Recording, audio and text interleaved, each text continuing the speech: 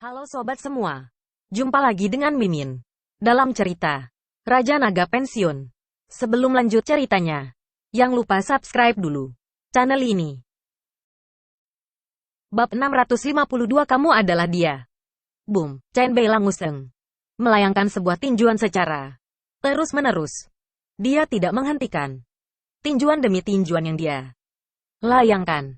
Qin Ge ingin menahan tinjuan tersebut, tetapi sayangnya tidak sempat. Peng, Qin Ge menerima pukulan di dada hingga melayang dan menyemburkan darah di udara.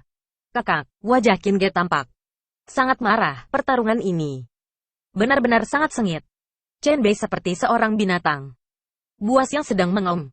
Kedua, tinjuan yang dilayangkan membuat tangannya bergemetaran. Peng, peng, Qin Ge berhasil menahan pukulan pertama, tetapi tidak. Dengan pukulan kedua, tubuhnya melayang setelah menerima pukulan keras, kemudian terjatuh ke aspal hingga membuat aspal retak. Mata Chen Bei sangat merah. Keinginannya untuk membunuh terlihat sangat besar. Dia tampak seperti iblis yang mengamuk. Chen Bei berjalan mendekat. Nomor 1, nomor 2. Namaku adalah Chen Bei, kata Chen Bei dengan suara berat seperti binatang buas. Pada saat ini, suasana hati Qin Ge sangat bercampur aduk. Dia samar-samar melihat bayangan nomor 1 di diri Chen Bei, tapi bayangan itu hanya sedikit, dan saat ini, semua yang dia bisa lihat hanya pembunuhan berdarah yang tak ada habisnya. Chen Bei ini ternyata memiliki aura pembunuh yang menakutkan. Para tentara tidak akan pernah sekejam ini. Tangan mereka tidak akan digunakan untuk membunuh orang di depan ini, bukan. Nomor 1. Nomor 1 adalah pemangsa, bukan iblis. Sedangkan Chen Bei yang di depannya hanya 2 kata yang bisa menggambarkan dia, yaitu iblis buas. Kamu bukan nomor 1, Qin Ge bangkit secara perlahan-lahan. Tatapan matanya sangat dingin. Auranya tampak mengerikan. Boom, tiba-tiba Qin bersaudara kembali melakukan penyerangan. Udara terasa menyusut. Pertarungan sengit kembali terjadi. Hentikan. Tiba-tiba terdengar sebuah suara yang berteriak. Terlihat sebuah mobil Maserati terparkir di depan gedung Li. Suara itu berada dari putri keluarga Qin, Qin Yang. Namun, sayangnya Qin Yang sudah tidak bisa mencegah pertarungan sengit di antara 3 orang ini. Mereka bertiga bertarung seperti meteor yang jatuh di udara. Serangan-serangan mematikan dilayangkan oleh kedua belah pihak. Beberapa detik kemudian, peng, kedua Qin bersaudara terbang dan terlempar cukup jauh. Sedangkan Chen Bei terhantam ke belakang hingga membuat setiap aspal yang dipijaknya retak. Kedua Qin bersaudara terjatuh ke atas aspal. Mulut merek tampak berdarah. Hentikan. Jangan berkelahi lagi. Qin yang tampak sangat panik. Dia melirik kedua kakaknya, kemudian melihat ke arah Chen Bei. Dia tidak tahu harus mendekati siapa dulu. Suasana berubah menjadi sangat hening. Qin Yang, apa yang kamu lakukan? Wajah Qin Ge tampak sangat dingin. Kakek sudah menurunkan perintah. Kamu harus pulang. Jangan keras kepala. Wajah cantik Qin Yang memucat. Dia memegang Chen Bei dengan erat. Dia tidak tahu apa yang harus dia lakukan. Chen Bei menyeka darah di mulutnya, kemudian berkata, ingin membawanya pergi? Kalahkan aku dulu. Lancang sekali. Jika kamu ingin mati, aku akan mengabulkannya, kata Qin Ge dengan wajah marah. Dia berusaha bangkit berdiri dengan tubuh bergemetar dan sambil mengepalkan kedua tangannya. Dia tampak sangat menakutkan. Qin Shuewen juga bangkit berdiri. Tatapannya terlihat sangat marah. Aura membunuhnya terasa sangat kuat. Qin Yang menggigit bibirnya yang merah. Dia tampak sangat bimbang. Kemudian berkata, jangan berkelahi lagi. Kak, aku akan pulang. Chen Bei terkejut. Dia menatap Qin Yang dengan tatapan kebingungan. Qin Yang menundukkan kepalanya. Dia tidak berani menatap Chen Bei dan kedua kakaknya. Maaf, aku akan ulang bersama mereka, kata Qin Yang dengan lembut dan perasaan yang kompleks.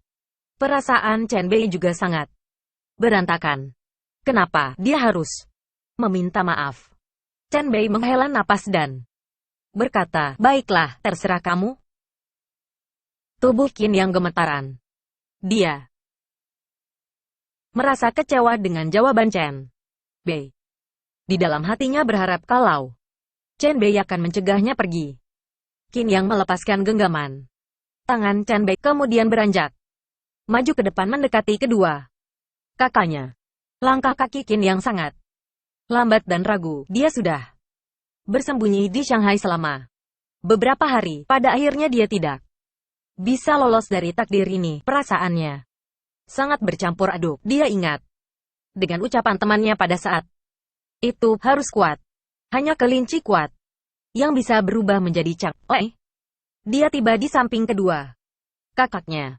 Dia tidak mengucapkan sepatah kata pun.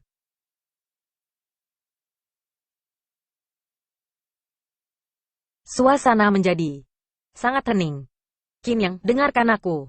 Kakek melakukan ini demi kebaikanmu, kata Qin Ge. Qin Yang tidak menjawab dan tidak menganggukkan kepala. Dia seperti sebuah kayu hidup. Anak muda, aku ingin memberitahumu juga. Chen Bei memandang Qin Ge dengan tatapan kebingungan. Keluarga Wang Yang memberitahu kami kalau Qin Yang berada bersamamu, kata Qin Ge. Tatapan mata Chen Bei tampak sangat mematikan. Keluarga Wang. Lagi-lagi. Mereka ingin meminjam tenaga orang lain untuk membunuh. Akhirnya Chen Bei mulai sadar. Tatapan matanya sangat dingin. Akhirnya Qin Yang ikut pergi bersama kedua kakaknya. Dia pun beranjak masuk ke dalam mobil. Qin Yang duduk di dalam mobil. Dia tidak tahan untuk menahan perasaannya lagi. Dia terus menatap ke arah jendela. Jika ada kesempatan untuk mengulang, dia akan mengumpulkan keberanian untuk bersamanya. Entah hidup atau mati, dia tidak akan peduli. Hati Chen Bei terasa berkecamuk. Seandainya dia tidak berhutang nyawa, seandainya dia tidak memiliki status khusus, mungkin dia akan meminta Qin Yang untuk tinggal. Hanya saja takdir tidak memperbolehkannya untuk saling meminta. Perasaan ini berlalu begitu cepat. Chen Bei teringat dengan Li Qingyan. Wanita yang keras kepala ini pun tidak mungkin dicintai oleh Chen Bei. Dia adalah iblis yang berhutang darah. Kemanapun dia pergi, akan terjadi pertumpahan darah. Dia akan menarik masalah-masalah datang. Mungkin dia ditakdirkan untuk hidup sendiri selamanya. Zhang Yong berlari mendekati Chen Bei dan menopangnya. Kak Chen, bagaimana keadaanmu? Kamu terluka. Wajah Zhang Yong tampak sangat khawatir. Chen Bei menggelengkan kepalanya dengan lemah. Dia menatap di keramaian dan tidak menemukan sosok Li Qingyan. Untung saja wanita itu tidak ada di sini. Jika tidak, dia pasti akan khawatir. Di dalam rumah sakit kamar VIP Shanghai. Di kamar ini terdapat banyak pengawal yang menjaga. Wang Wudi berbaring di atas kasur sambil memejamkan mata. Tiba-tiba seorang pengawal masuk ke dalam kamar rawat. Melihat bawahan ini datang, Wang Wudi perlahan membuka matanya. Matanya penuh dengan cahaya dingin yang menakutkan. Bagaimana? Chen Bei, apakah dia sudah dihabisi oleh kedua orang itu? Tanya Wang Wudi. Pengawal berkeringat dingin kemudian melaporkan, kedua Pangeran Qin tidak berhasil menghabisinya. Mereka membawa adik perempuan mereka meninggalkan tempat itu. Apa? Wajah Wang Wudi tampak menyeramkan. Dia melompat dari kasur. Amarahnya tampak berkobar-kobar. Chen Bei, Wang Wudi mengepalkan kedua tangannya sambil gemetaran. Di dalam ruang kantir Yanjing, Wang Wenhao juga mendapatkan laporan melalui telepon. Wang Wenhao bergemetar ketika mendengar Informasi yang disampaikan Pangeran Keluarga Wang bergemetar dengan hebat. Alat pembalasan dendam mereka gagal. Rencananya bahkan dibocorkan oleh keluarga King. Tidak hanya keluarga Qin yang mengetahuinya, mereka juga memberikan informasi ini kepada Chen Bei. Ini seperti menamparkan wajah dia sendiri. Wang Wenhao sangat murka. Tadi malam dia meminta orang untuk membunuh bawahannya. Semua bukti telah dilenyapkan. Siapa sangka keluarga Qin masih bisa mendapatkan informasi ini. Wang Wenhao benar-benar tidak menyangka. Bab 653 menculik Ye Xuang. Tiba-tiba ponsel Wang Wenhao berdering. Wang Wudi sang adik meneleponnya. Kak Chen Bei, suara Wang Wudi terdengar sangat terkejut. Aku sudah tahu. Rencana kita gagal, kata Wang Wenhao dengan dingin. Strateginya tidak pernah salah. Tetapi kali ini, dia telah melakukan kesalahan besar. Kak, dengan cara apapun kita harus menghabisinya, kata Wang Wudi dengan marah. Setelah terdiam beberapa saat, Wang Wenhao pun menjawab baik. Kalau begitu aku akan segera membunuhnya. Wang Wudi merasa sangat emosional. Kak, apa yang harus aku lakukan? Aku akan melakukan apapun agar dia mati. Wang Wenhao menghela napas. Tidak ada pilihan lain. Kita harus menggunakan keluarga Li. Kak, apa maksudmu? Apakah kamu mau mengganggu grup Li? Tanya Wang Wudi. Wang Wenhao menganggukkan kepalanya. Tidak ada jalan pintar lain. Kita harus bergerak cepat. Kedua pangeran keluarga Wang berdiskusi selama 3 jam lamanya untuk mendiskusikan rencana mereka. Wang Wenhao menutup teleponnya, kemudian langsung mengambil telepon di mejanya untuk menelepon seseorang. Jalan di kota Yanjing. Ayah Wang Wenhao mengangkat panggilan dari anaknya. Wajahnya tampak berkecamuk pada saat mendengar laporan dari anaknya. Dia menganggukkan kepalanya tanpa henti. Yanjing. Di kediaman keluarga Wang. Tuan Wang berdiri di depan balkon dengan tangan di punggung sambil menatap dalam-dalam ke langit di tenggara. Seorang pelayan tampak sedang menunggunya untuk memberikan perintah. Setelah beberapa saat Tuan Wang pun menurunkan perintah. Kalau begitu, kerjakan menurut perintah Wang Wenhao. Cepat dan tepat. Pelayan menganggukkan kepalanya. Tuan Wang menarik lengan panjangnya dan berkata dengan sungguh-sungguh, hubungi keluarga yang di Provinsi Shan, keluarga Wang. Inilah waktunya bagi mereka untuk bertindak. Mendengar kata keluarga yang, pelayan sangat terkejut, kemudian bertanya, Tuan, apakah Anda benar-benar ingin menyentuh keluarga yang? Sudah waktunya. Ini adalah kesempatan bagi keluarga Wang, kata Tuan Wang dengan tatapan menyeramkan. Matahari sudah terbit dan menyinari kota. Jam sudah menunjukkan pukul 9. Chen Bei masih berbaring di tempat tidur dan tertidur pulas. Pak, orang itu kembali menelepon. Pak, orang itu kembali menelepon. Suara ponsel berdering membangunkan Chen Bei dari tidurnya. Dia segera mengambil ponselnya. Ternyata Li Qingyan yang menelepon. Chen Bei, sudah jam 9.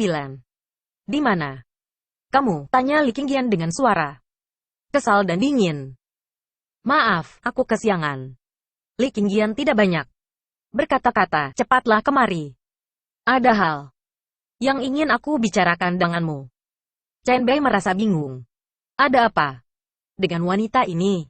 Dia menutup ponselnya, kemudian merenggangkan badan dan otot-otot yang sakit. Chen Bei bangkit berdiri, kemudian mengenakan pakaian dan sepatunya. Setelah itu dia langsung beranjak keluar dari hotel. Li Qingyan sudah menunggu di depan rumahnya. Ayo, masuk, kata Chen Bei yang membuka jendela. Li Qingyan mengedipkan matanya. Ada hal yang ingin aku bicarakan. Perselisihan di antara aku dan grup Bojin sudah selesai. Sekarang aku sudah tidak berada di dalam bahaya. Tugasmu sudah selesai, kata Li Qingyan dengan tenang. Chen Bei memandang Li Qingyan dengan tatapan kebingungan. Apakah kamu bercanda? Li Qingyan menggelengkan kepalanya. Chen Bei mulai hari ini kamu bebas. Jangan mengada-ada. Banyak orang yang mengincarmu saat ini. Kamu akan berada dalam bahaya jika tidak ada orang yang menjagamu. Aku sudah mencari pengawal-pengawal khusus untuk menjagaku, kata Li Qingyan dengan serius. Chen Bei melirik ke arah grup pengawal khusus. Dia benar-benar kehilangan kata-kata. Qingyan, jangan seperti ini. Apakah aku membuatmu marah? Jika aku memang membuatmu marah, kamu boleh menggigitku.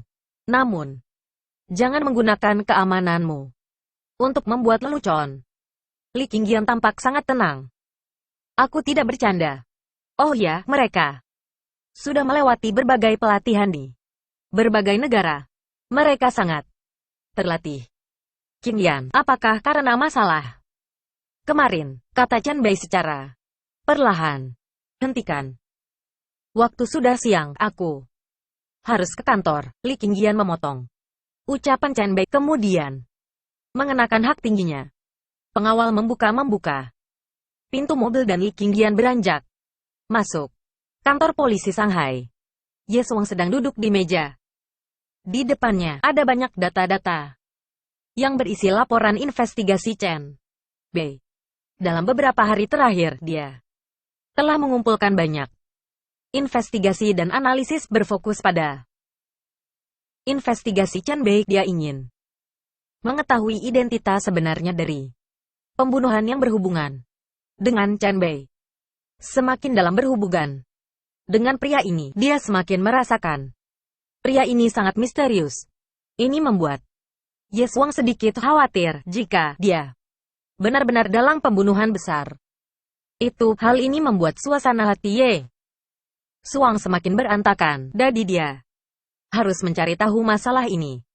Pada saat ini, Ye Suang tiba-tiba menerima pesan misterius. Ayo keluar. Ada petunjuk tentang Chen Bei untukmu. Dia menatap rekan-rekannya di sekitarnya dengan mata yang indah dan memastikan tidak ada yang mempermainkan dirinya sendiri. Siapa ini? Kenapa tiba-tiba mengirim pesan teks ini kepadaku? Mata Ye Suang yang indah, bermartabat dan dalam. Setelah ragu-ragu selama beberapa detik, dia diam-diam memasang pistol polisi, menyembunyikan pistol polisi di bawah seragam, dan kemudian mengambil ponselnya dan berjalan keluar dari kantor polisi dengan tidak pasti. Ye Suang keluar dari kantor polisi dengan hati-hati, matanya melihat sekeliling dan tidak ada siapa-siapa. Saat ini, sebuah pesan kembali diterima. Belok kiri, menunggu aku. Menunggumu di sudut gang. Aku memiliki yang kamu cari. Ye Suang tampak ragu-ragu. Kemudian membalas, siapa kamu? Pesan ini tidak dibalas. Ini membuat Ye Suang semakin curiga. Dia melangkah ke arah gang di sebelah kiri. Ketika dia mendekati gang itu, seluruh gang itu kosong dan tidak ada siapa-siapa. Ye Suang sangat waspada. Dia perlahan meletakkan tangannya di pistol di pinggangnya, dan firasat buruk melonjak. Aroma di dalam gang samar melayang, sepertinya seperti aroma ser ambunga. Aroma ini sangat ringan dan ringan, tapi semakin kuat dan kuat. Mata indah Ye Suang bingung. Tiba-tiba, dia sepertinya memikirkan sesuatu. Tiba-tiba dia hendak mengeluarkan senjatanya. Namun, sudah terlambat. Dia hanya merasa tubuhnya lemas dan dia jatuh ke tanah. Entah berapa lama Ye Suang pingsan sebelum Ye Suang membuka matanya dengan linglung. Dia menemukan bahwa dia telah diikat ke pilar batu, dan ada wajahnya tampak pucat. Dia melihat sekeliling setelah tersadar ini adalah pabrik yang ditinggalkan. Tidak ada orang di sekitar. Hanya bensin di seluruh lantai, dan jaring laba-laba di debu. Pabrik itu sangat gelap dengan Bawa perk. Ye Suang melirik melalui celah di bagian atas pabrik. Matahari di atas kepalanya bersinar menunjukkan. Sepertinya pukul 3. Sekarang sudah sore. Waktu dia meninggalkan kantor polisi adalah pukul 10 pagi. Dan sekarang sudah jam 3 sore. Dia pingsan selama beberapa jam. Wajah cantik Ye Suang menjadi pucat. Dia mengingat pesan teks misterius, mengingat adegan di gang. Obat di udara, semua ini sepertinya telah direncanakan dengan hati-hati. Dia diculik. Ye Suang berjuang keras, mencoba melepaskan diri dari rantai besi di tubuhnya, tetapi rantai besi itu sangat kuat. Dia tidak dapat melepaskannya sama sekali. Kecurigaan dan ketakutan berangsur-angsur muncul di matanya. Mengapa dia diculik? Siapa yang melakukannya? Dia hanyalah kepala tim polisi kriminal tanpa otoritas dan tidak ada informasi rahasia. Mengapa pihak lain menculik dirinya sendiri? Apa tujuannya? Ye Suang menarik napas dalam-dalam. Saat ini dia harus tenang. Dia ingin menyelamatkan dirinya sendiri. Mata Ye Suang mengamati setiap sudut pemandangan, mencoba menemukan cara untuk melepaskan tali, tetapi tidak ada cara untuk melepaskan diri. Tiba-tiba, Ye Suang menemukan benda hitam di sudut pilar lain di samping. Itu ponselnya.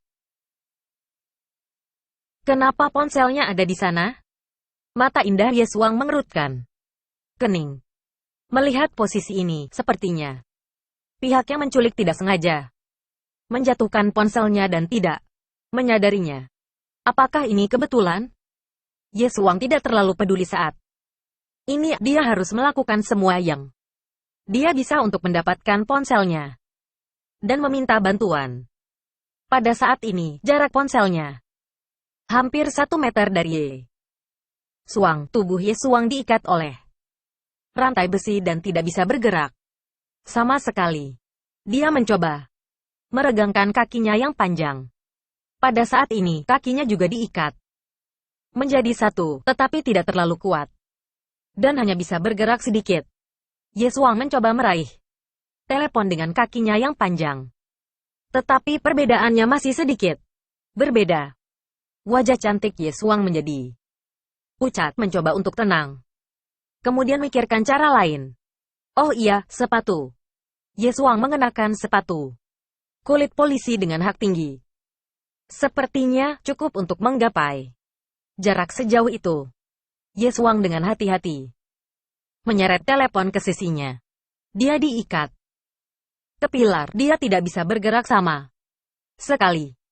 Dia memencet tombol ponsel menggunakan jari kaki putihnya dan buru-buru memutar telepon rekannya di kantor polisi.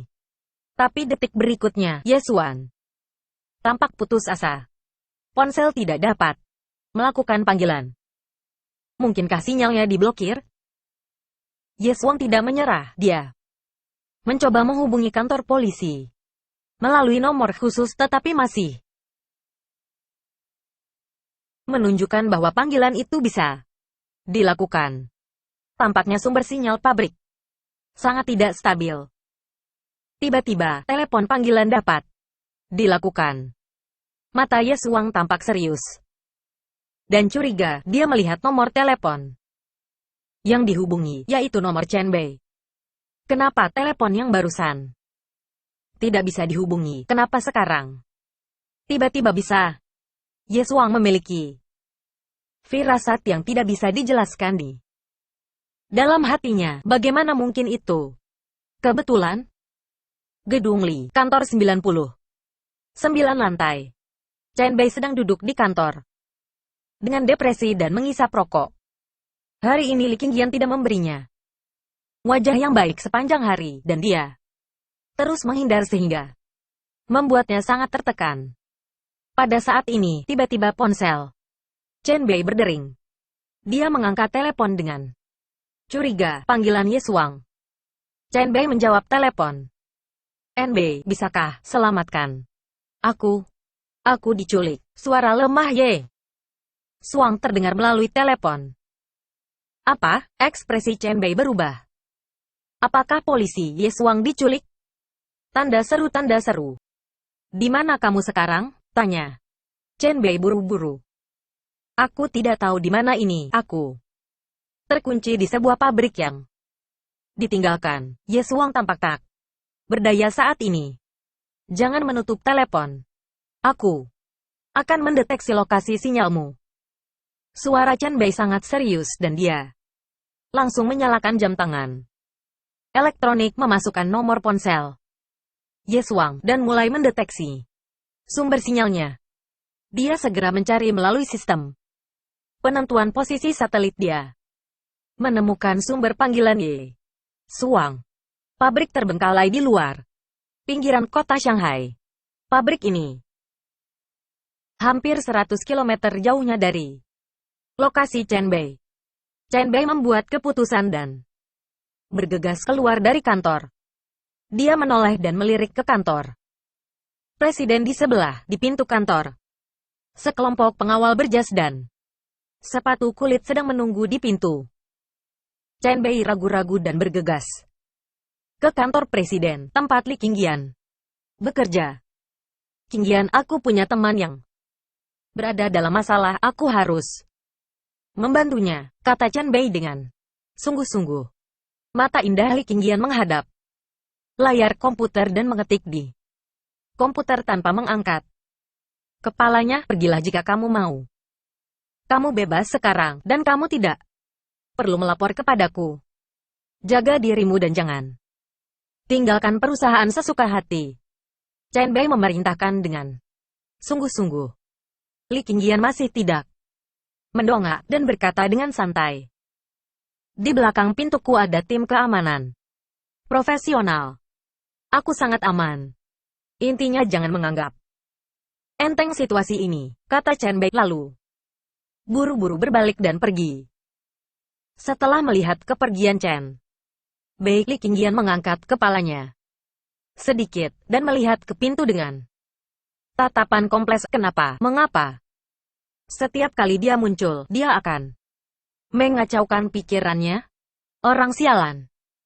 Ini kenapa dia harus selalu muncul di benaknya. Ini tidak baik.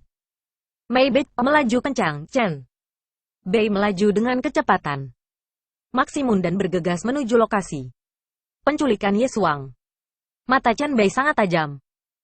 Dengan asap di mulutnya yang sangat tebal. Ye Suang diculik di Shanghai. Ini ada yang berani menculik polisi? Ini membuat Chen Bei samar-samar memiliki firasat buruk.